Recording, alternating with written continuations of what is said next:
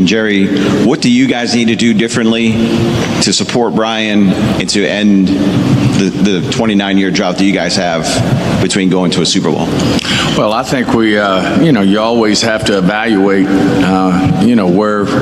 where it didn't go right last year. And obviously, we're also evaluating where it didn't go right, in terms of, this drought that people say we're in terms of a championship game or a Super Bowl. And, we just have to continue to make this roster better. It'll certainly be something that Jerry, myself, Will and his staff, and now Coach Shotty and his staff, we'll sit down and take a look and see what we have to do better. Well, good morning, Cowboy fans and Cowboy haters. Mark Holmes here with my buddy Cowboy Joe Boo. We got Bucky the Beaver and the Funky Chicken. And as always, I want to say thank you all for watching, commenting, subscribing, and being part of the Joe Boo Sports Report. Without you guys, as well as you ladies, you know that this literally does not work. Hope you're all having a great day. Let's get open for business here. This is kind of crazy. Kind of crazy things. This is the biggest connect the dots bullshit story that I've ever seen in my life here by Jason McIntyre, that Shotty was selling his house because he's already on the hot seat and about to be replaced. We have that. We have the San Antonio Spurs doing the Dak dance. We got Michael Irvin, who it hurts seeing Troy Aikman working with the Miami Dolphins, and no timetable to trade A.J. Brown. Let's go to the tape here with the San Antonio Spurs before they ended up rolling on the Thunder. Love that. You got to love that. Okay, so it's quiet these days. Now, we've got OTAs next week, voluntary, the last week of them, Monday and Tuesday. The George Pickens watch is on to see if George Pickens shows up to be there for OTAs and so on. Of course, that is the big thing that's going on. This one is kind of crazy. I'm going to go into this one because this is really bizarro world here. This is making shit up. Let's be clear. The NFL media, everybody, all the talking shows, because the Cowboys have not had the usual drama, they're not talking. They don't know what to do. They don't know what to do. The Packers running back gets arrested yesterday. Nobody's leading with it. Nobody's talking about it. Rashid Rice violates probation and has to spend 30 days in jail missing OTAs. It's a blip on the radar. You got George Pickens talk constantly on whether or not he's a bad guy, if they're going to be traded. And now this, listen to this. Football content. All right, let's pivot to the NFL. Listen, it's the NFL offseason. The stories are, people are trying to be interesting about teams, and we covered some interesting lines yesterday around the league. One team we did not cover was the Dallas Cowboys. And I saw this, my guy Mike Florio, Pro Football Talk. Brian Schottenheimer sells his house to move closer to the facility so he could spend more time at the facility. And listen, you guys know J-Mac at this point. I'm going to, what? I don't know Texas real estate. We got a couple guys on staff who do, but this was not a real estate play. This was not so he would avoid traffic. Here. If we're being completely honest, I think Brian Schottenheimer knows what's at stake. He was terrible last year against playoff teams, 5-1, and they missed the playoffs for the second year in a row. Schottenheimer saw the offense. He was only there for one of those years. Incredible. You know that, right? They had Pickens. They were outstanding, but they couldn't win the close games. They were okay in close games, and they couldn't beat good teams. So now they retool the defense. They're going from a 4-3, which they've run for about the last decade and change, to a 3-4. They've got a young defensive coordinator. They stole him from Philly. And it looks like, again, we'll see how the depth charts shake out, but they're going to have 4 or 5 new defensive starters. Now, I don't want to go overboard with the Schottenheimer stuff. He was a former Jets offensive coordinator. We didn't love him in New York. And, I know they did have a decent run. But I'm going to say a decent run.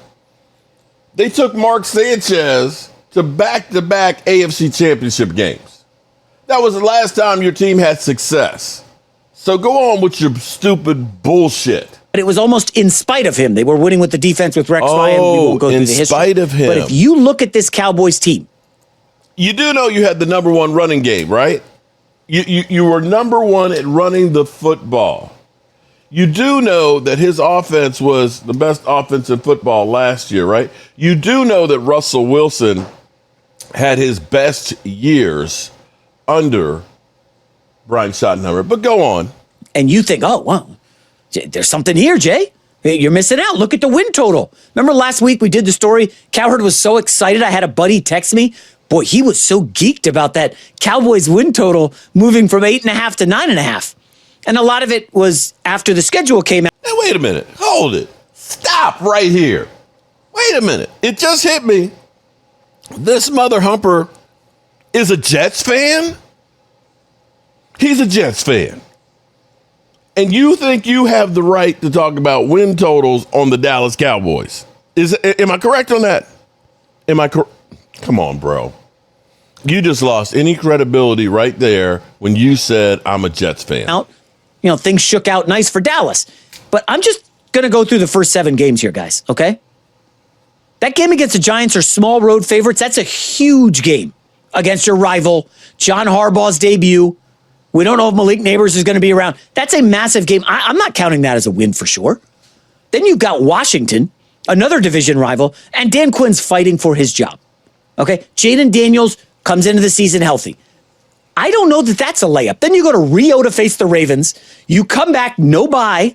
Okay, there isn't a lot of data on the Cowboys because they haven't played an international game in 12 years. We don't know how they're going to reply. Coming back from a trip to Rio to go to face the Houston Texans, good luck with that.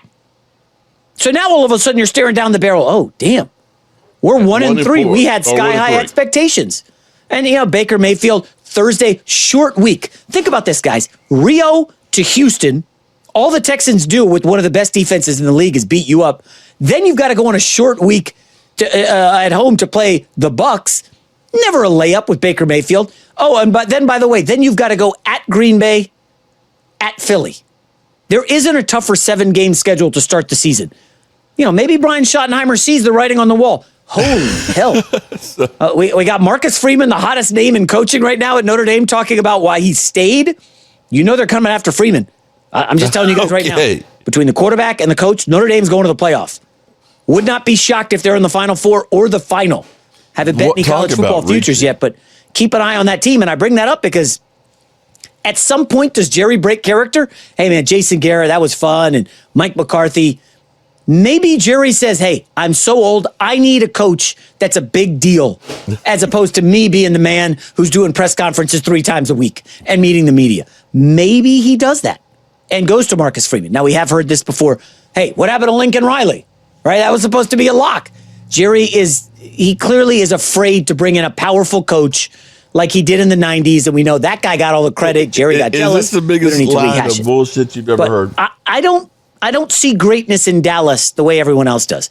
To me, this is a good, not great team. We'll see how the defense adjusts. Again, I did like the move bringing in the young defensive coach from Philly. Wow. We saw what he did with their secondary. Now he gets Caleb Downs. So I guess the arrow's pointing slightly up for the Cowboys, but I don't think by any stretch they're a playoff team. And when that doesn't happen, then you start wondering, is Shotty going to get run out of town? How many more years can Jerry take no playoffs and be happy with it? So starting the show with New York and Dallas. I know you guys like that, especially given my proclivity to talk Knicks for about 2 hours today. And yeah, I'm going to bash the Cowboys when I get a chance. Oh, there it is. There it is. I'm going to bash the Cowboys when I get a chance. So let me go ahead and show you how stupid some of these jackasses are out here that just hate the Dallas Cowboys. Nobody has a tougher beginning of the season schedule. How about the Commanders? How about those guys? Do you know what they have to face to start out with? They have the Eagles, the Cowboys, the Seahawks. Then they go overseas to play the Colts. They do have the Giants, who we're saying is not an easy one. Then they play the 49ers. Then they play the Eagles again. And then they play the Rams before they play the Giants again. So that goes to show you how little the talking heads out there actually know. I believe the Commanders have the worst opening schedule. First 8 games are killer. I don't know who's got a worse one if they do. I need to check the Giants to see if theirs could get any worse, but I don't see how anybody has a worse opening schedule. I mean, think about that. Eagles twice, Rams. Eagles twice, Rams, 49ers, Seahawks, Cowboys, overseas versus the Colts and the Giants. That's pretty bad. That's really bad. Okay, so other news that we have, actually, I should say other real news that we have, as opposed to the usual I hate Dallas and I'm going to bash them crap that we usually get. We have Michael Irvin talking about how the Cowboys basically missed an opportunity for Troy Aikman to be like John Elway, where he got a chance to work and help build the team that he was a part of for so long. Let's listen to Michael Irvin. How do you look at that from a standpoint of this is a guy who's brought the attention to the Cowboys, right? Those 90s teams are why people look at the Cowboys the way they do today. And Troy Aikman was a large part of that. But now he's helping someone else build their dynasty down in South Beach. Well, Troy Aikman was the main part of it, to be real with you, and all of it. And it does pain me to see that. I mean, I think it's criminal for any club not to try to just glean as much as you can from a guy like Troy Aikman, whose job is to go and talk to teams, and talk to coaches, and bring an understanding of what's going on behind the scene to the world. So he understands each thing that's going on in your organization. I mean, there is no better place of information than to get from a guy like Troy Aikman. And Tom Brady's smart enough to be doing that and have part ownership into a team. I think that's a hell of an advantage for Tom Brady. You know what I mean? Sooner or later, he has to get it right. So yeah, absolutely, that hurts me. It pains me to see that happening, because I know Troy wanted to do that. Troy wanted a John Elway situation here in Dallas, and I know he wanted it, and certainly he's earned it, but it's not going to happen. You know, and I rest my mind to that reality. I wish Jerry would at least have brought him in. You know, he's certainly not going to turn it over like they did in Denver. They turned it over to John. No, ain't no. You ain't a Jones, you ain't getting it. He's not going to do that. That's not going to happen. And I'm not just going to keep beating my head against that wall. I'm trying to get it here. You know, I understand it.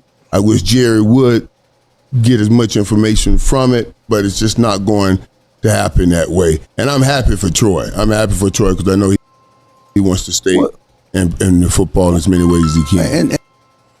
Yeah, that is a definite waste of talent. And because, you know, you got to look at guys, you know, anybody who won 3 Super Bowls, you need to listen and learn from them as well.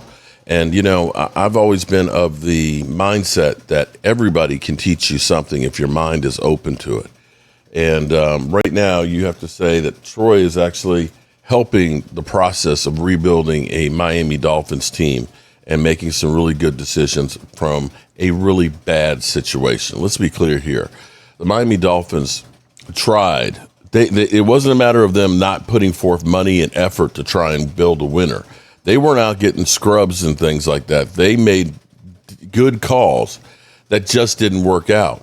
And now they're at the point of, we're tearing the whole thing down and starting all over, and using a resource like Troy Aikman, who's got relationships throughout the NFL, is very, very wise, and the Cowboys should take note of that. Always throw some things in the chat there where you got questions about guys that haven't signed yet. OTs, throw some things in the chat there where you got questions about guys that haven't signed yet. It wouldn't pause. It would not pause. Let's go to the latest on A.J. Brown, who sounds like he is going to be traded, but we just don't know when. OTAs, anything, draft classes, throw it in there. Love interacting with the chat. Fly Eagles Fly right at the top here.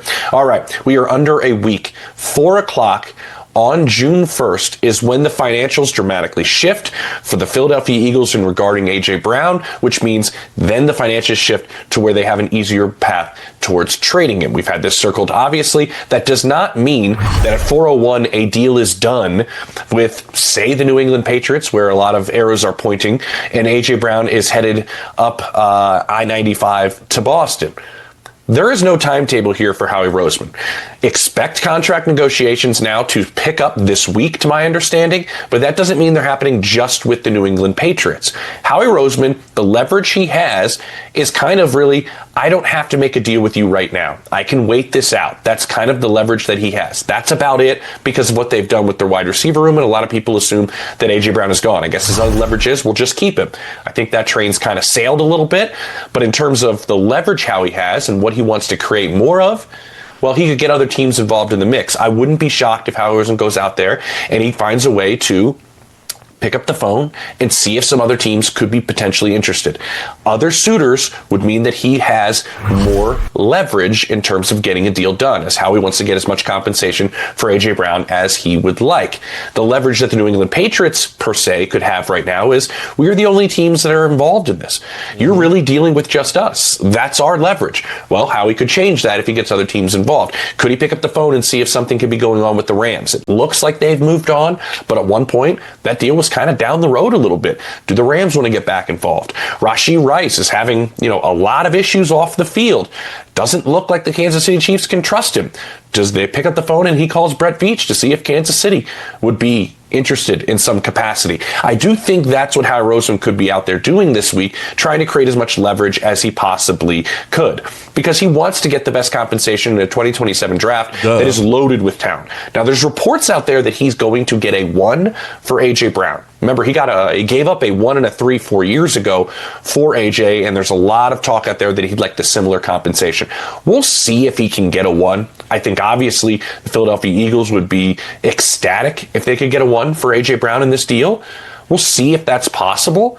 But right now, these negotiations are picking up, and in a lot of people's minds that I talk to think these are almost like not continued negotiations with, say, the Patriots or anybody else, but it's almost a new set of negotiations. We're starting over a little bit. Here we go. Let's jump into this, and let's see where Howie can take this, because we know he's one of the best GMs in all of football. He's going to try. To summarize that, Howie Roseman's going to try and get as much as he can. He's not going to pull a Jerry Jones and we'll just get rid of him for a 5th-round pick. That's one of those opportunities, unfortunately, that the Cowboys just wasted because they did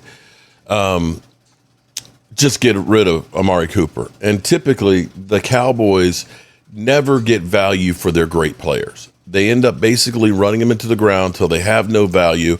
And when they go, there's a void.